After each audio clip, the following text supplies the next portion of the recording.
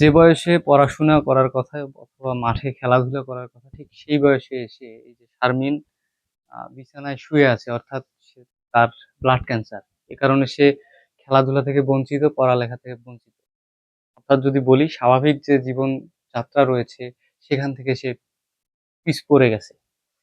এদিক থেকে আসলে তার পিছনে ইতিমধ্যে ৳১০,০০,০০০ ব্যয় হয়েছে এবং আরো প্রায় ৳১০,০০,০০০ কথা বলেছেন ডাক্তাররা যে তার যে চিকিৎসা ব্যয় সেটি আরো ৳১০,০০,০০০ প্রয়োজন।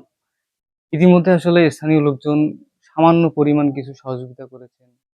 উপজেলা যে সমাজসেবা রয়েছে সেখান থেকেও খুবই সামান্যতম যে সহযোগিতা করা দরকার সেটি করেছে। আসলে এই সহযোগিতাগুলো যদি একটু বৃহৎ হয়, একটু বড় ধরনের হয় তাহলে হয়তো তার এই চিকিৎসা ব্যয়টা বহন করা সম্ভব। কারণ তার বাবা কিন্তু আগে অটোরিকশা চালাতো, সেটিও কিন্তু আসলে হারিয়ে যায়। অর্থাৎ চুরি হয়ে গিয়েছিল এবং পরবর্তীতে এখন আ একটি পানের দোকান, ছোট একটি দোকান করেন।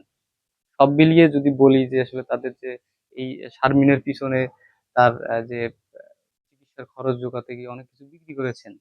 এই অবস্থায় যদি কোনো বিত্তবান বা মানে যারা দানশীল ব্যক্তি রয়েছেন তারা যদি একটু বৃহৎ অঙ্কের সহযোগিতা করেন তাহলে হয়তো এই শারমিন ৪র্থ শ্রেণীতে পড়ে। সে হয়তো স্বাভাবিক জীবনে ফিরতে পারবে।